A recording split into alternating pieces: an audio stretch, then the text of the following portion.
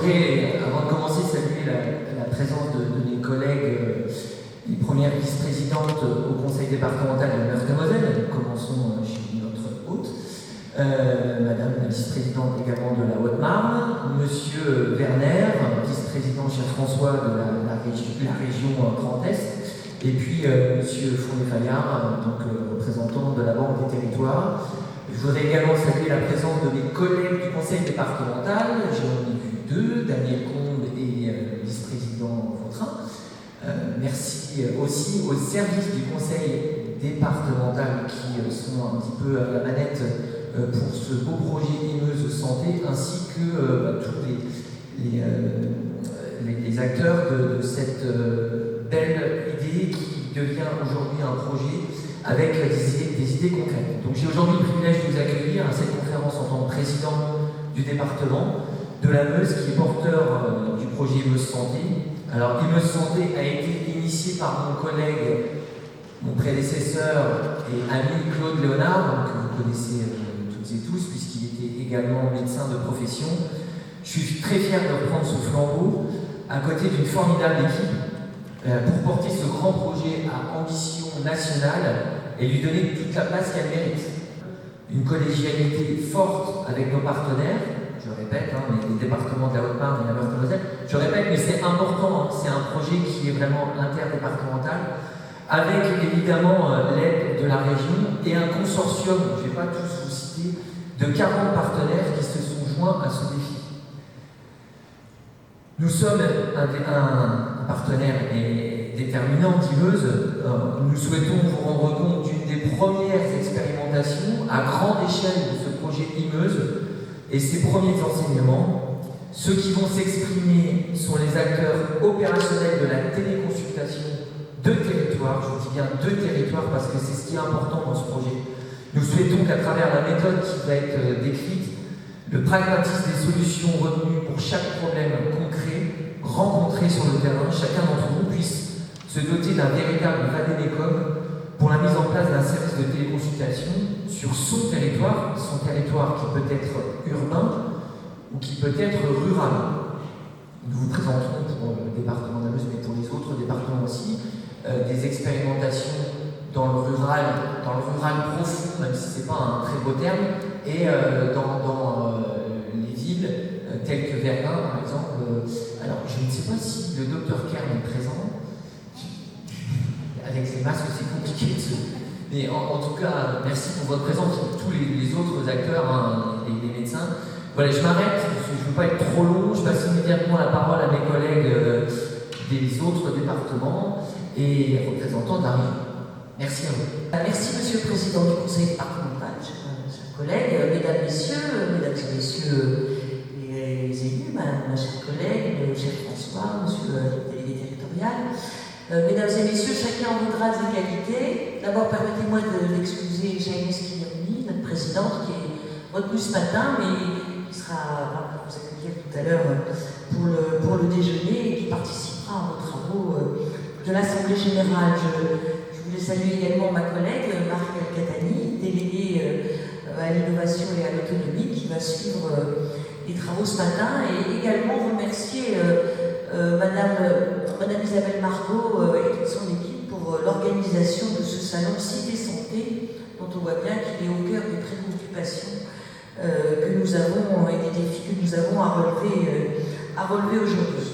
Alors évidemment, bienvenue dans votre département, dans cette ville de Nancy, à 2 pas de la place Stanislas, dont je ne peux m'empêcher de répéter qu'elle a été consacrée il y a peu de temps au monument préféré des Français, même si on sait tous ici en Meurthe-et-Moselle que c'est la plus belle place du monde. Donc vous avez choisi d'y présenter à la fois la démarche Imeuse, mais aussi de tenir votre assemblée générale. C'est une grande joie pour nous. Alors vous l'avez rappelé, Monsieur le Président, il y a 3 ans, le département de Meurthe-et-Moselle a fait le choix de s'associer à la démarche initiée par le département de la Meuse et de soutenir ainsi la labellisation territoire d'innovation d'Imeuse Santé par la Caisse des dépôts, Monsieur le délégué territorial. Notre objectif, à vos côtés, c'est de permettre à chaque habitant de notre département de bénéficier d'une offre de santé enrichie enrichi par des innovations numériques, quel que soit l'endroit où il habite, sa condition physique, son âge, et enfin de conduire des expérimentations concrètes. Je pense que le mot concret prend tout son sens, parce que nous aurons évidemment à convaincre de l'intérêt de ces démarches, des expérimentations concrètes sur les territoires, afin de favoriser l'accès aux soins et la continuité du parcours de santé. Cette démarche qui nous réunit, elle reste encore inédite et elle mérite d'être développée, mais elle démontre en tout cas que des synergies entre collectivités départementales, régionales sont non seulement possibles, mais indispensables pour relever les défis qui dépassent nos seuls cadres départementaux. La santé, elle s'inscrit dans ces défis. La pandémie que nous venons de traverser et que nous subissons encore illustre, s'il en était besoin, que c'est la bonne articulation des leviers nationaux, régionaux et locaux. C'est à cette articulation qu'il nous faut travailler. Et les débuts de la crise sanitaire ont également montré combien les organisations départementales constituaient en réalité un filet de sécurité face à une logistique nationale qu'on a parfois regretté de voir peiner à prendre toute la mesure de la situation à ses débuts. Donc, ce que je voudrais dire, c'est que nous connaissons tous les difficultés à la fois du recrutement des personnels médico-sociaux, des médecins. Nous connaissons aussi les difficultés qui sont les leurs dans l'exercice de leurs fonctions, notamment parce qu'il y a pénurie de recrutement. Et c'est pour ça que l'e-santé peut apporter une réponse. On est tous convaincus, évidemment, que ces dispositifs ces nouvelles technologies ne pourront jamais remplacer la présence humaine et que ça n'a pas vocation à le faire. Nous avons à les concevoir comme des moyens de soulager et de soutenir les soignants pour que leur présence au chevet du patient, par exemple, soit plus humaine, plus intense. Alors, si nous nous sommes engagés très tôt à vos côtés, chers collègues, dans cette démarche, c'est qu'elle croise à la fois cette ambition d'apporter une réponse humaine aux difficultés à la fois des malades mais des personnes âgées ou en situation de handicap, mais c'est qu'elle croise aussi notre ambition territoriale. Et en 2022, dans le cadre du partenariat qui nous lie, nous nous engagerons dans des projets d'expérimentation en télémédecine avec pour objectif de les déployer dans les 6 territoires de Meurthe-et-Moselle. Et nous avons évidemment commencé à travailler à cette organisation.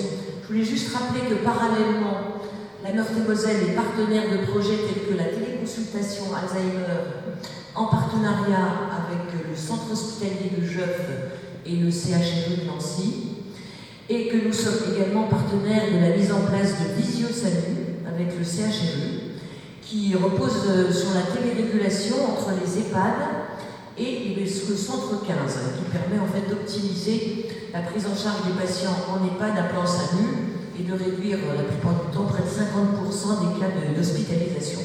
Alors je m'arrêtais là, bien d'autres expériences, je l'espère, vont nourrir ces débats ce matin, et donc je nous souhaite collectivement de très bons débats, de très bons échanges d'expériences.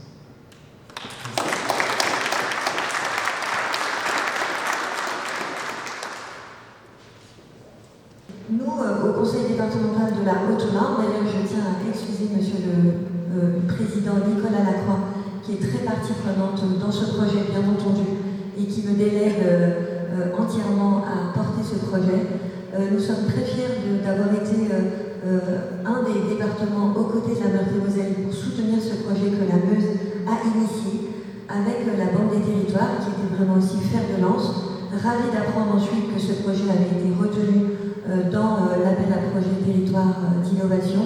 Aujourd'hui, après 2 ans et demi de réflexion, de travail intense avec tous les collaborateurs, que je tiens à saluer d'ailleurs parce qu'au conseil départemental, nous avons 2 personnes qui y travaillent à plein temps et Dieu sait que c'est complexe.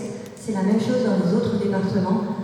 La mise en place du consortium a demandé une énergie incroyable et ensuite de pouvoir transmettre l'intérêt bien fondé de participer à de tels travaux qui paraissaient très abscons en fait pour nos collègues élus, permettre que cette assemblée départementale de Haute-Marne, mais j'imagine en Meuse et en Meurthe-et-Moselle, de la même manière que nous nous engageons sur des investissements, puisqu'il y a eu des autorisations de programme et des autorisations d'engagement, puis du fonctionnement, eh bien, ça n'était pas une mince affaire.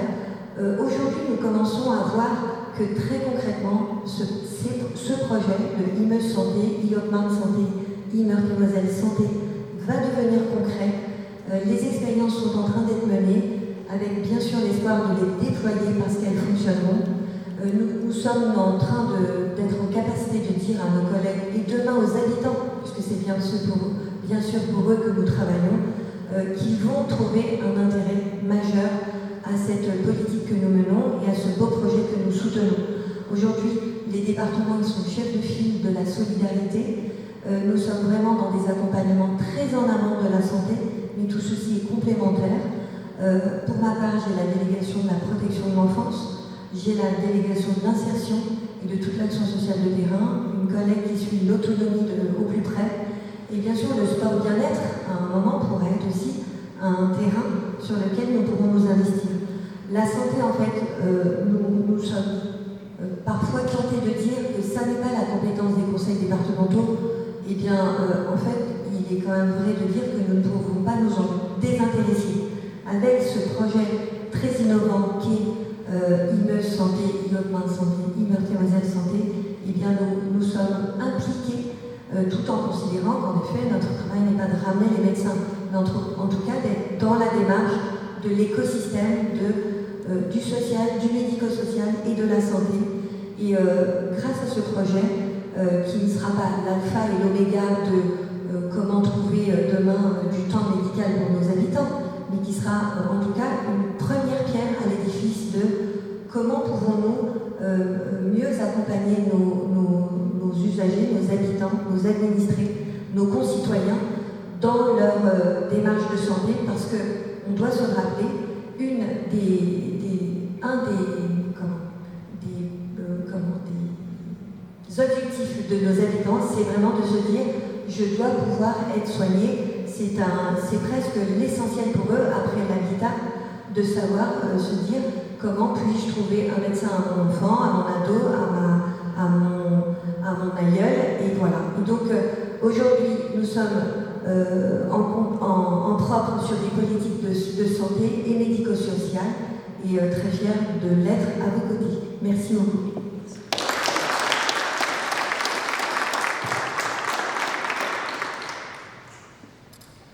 Bonjour à tous, mes chers collègues, Monsieur le Président du Conseil départemental, cher Jérôme, Mesdames, les vice-présidents des deux conseils départementaux de Meurthe-et-Moselle et de Haute-Marne, Madame la conseillère départementale, Monsieur le directeur territorial et chers amis. En écho avec ce que viennent de dire les élus départementaux, je crois que ce projet, c'est vraiment un exemple du bon travail des territoires.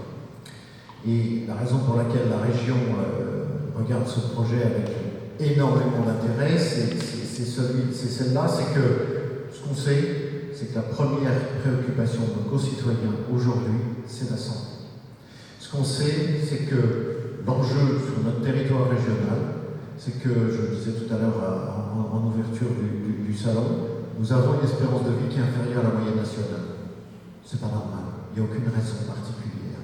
Et donc, pour gagner non seulement de l'espérance de vie, mais bien sûr du bien-être, de l'espérance de vie en bonne santé, c'est un travail de tous. Et ce projet, il est très emblématique, on en parlait tout à l'heure, mais c'est qu'il est parti déjà depuis plusieurs années. Et ce que les territoires départementaux ont fait, la région est totalement incapable de le faire. C'est un travail de maillage très fin. Je n'ai plus en tête le chiffre exact des membres du consortium, mais on voit bien le nombre de partenaires qu'il faut mettre autour d'une table pour pouvoir faire avancer un projet comme celui-là dans les meilleures conditions possibles. C'est un préalable. Ça peut paraître long, ça peut paraître obscur, c'est des politiques qui fichent rien, c'est ce que vous voulez, mais je vous assure que ce travail de couture dès le départ, c'est celui-là qui est essentiel pour que ensuite la réalisation puisse dérouler, puisse apporter le meilleur service aux citoyens et aux habitants.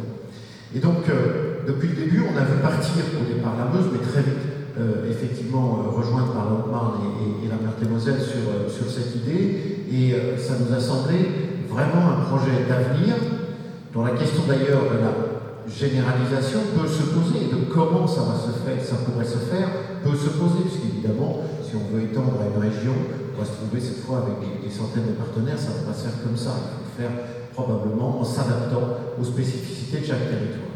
Et puis en retour, il n'y a pas de Imeuse Santé s'il n'y a pas derrière le travail, l'initiative régionale et le travail régional en partenariat d'ailleurs avec l'ensemble des départements pour apporter le très haut débit chez tout le monde.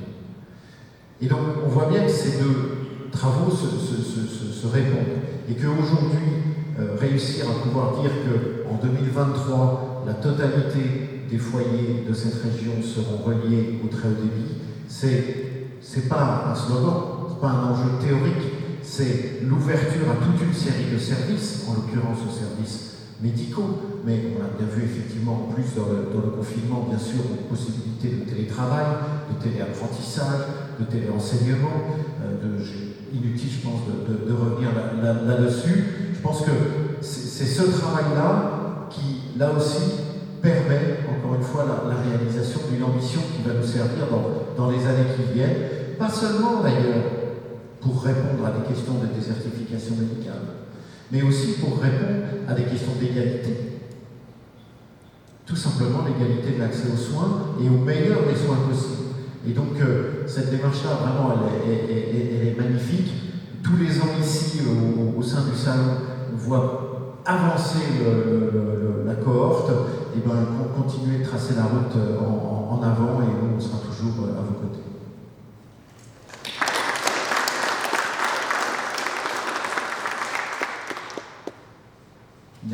Bonjour à toutes et tous, merci Monsieur le Président et ainsi que les vice-présidentes des conseils départementaux dont nous sommes partenaires. Alors je voudrais juste refaire un tout petit retour en arrière, il y a 2 ou 3 ans de cela, lorsque le projet a candidaté à l'appel à projet territoire d'innovation. Donc nous sommes dans des territoires un modeste opérateur, modeste dans le sens où c'est un projet qui a été lancé par l'État, secrétaire général pour l'innovation, le SGPI, et qui recherchait des projets ambitieux et innovants. Et je crois que vous avez tapé complètement dans le sujet, d'autant plus avec l'évolution de ces derniers mois autour de la santé. Et effectivement, on voit bien l'enjeu de l'innovation dans le domaine de la santé, qui est un service public aujourd'hui que les gens utilisent sans forcément s'en rendre compte, mais qui a besoin de se refondre. Et je pense que tout le travail de fond que vous menez aujourd'hui au niveau d'Imeuse Santé, mais aussi des partenaires sur les départements et la région, est extrêmement intéressant et productif. Et je pense que vous aurez tout à l'heure quelques illustrations de la réplicabilité de certains sujets et sans doute aussi de l'avenir sur certains points, en tout cas notamment par la télémédecine. Alors, la Banque des territoires, maintenant que j'ai fait le retour en arrière, la Banque des territoires, donc opérateur de ce programme pour le compte de l'État, a bien entendu un rôle de suivi et de financement donc des actions qui avaient été jusque-là identifiées au départ. Mais c'est un programme de long terme, c'est un programme, ne l'oublions pas, qui se projette à un horizon de 10 ans. Et notre ambition, et nous le croyons en tout cas au niveau de la Banque des territoires, Caisse des dépôts, c'est qu'il y a des choses qui vont bouger, il y a des choses qui bougent d'ores et déjà, et nous serons là, nous sommes là, en tout cas pour accompagner les territoires, les collectivités bien entendu, un certain nombre d'entreprises pour financer, structurer aussi, puisque notre rôle n'est pas que l'approche financière, c'est aussi d'aider à monter des projets, sur des collectivités, sur des territoires, puisque c'est sur nos territoires, en local, que l'ambition se développe, s'imagine, se développe et voit le jour ensuite. Donc oui, bien entendu, on sera à vos côtés pour les projets qui émergeront, qui sont déjà en train d'émerger et qui émergeront dans tous les domaines, puisque la santé a été une priorité de la Banque des territoires depuis de nombreuses années. Elle va se retrouver renforcée avec le plan de relance.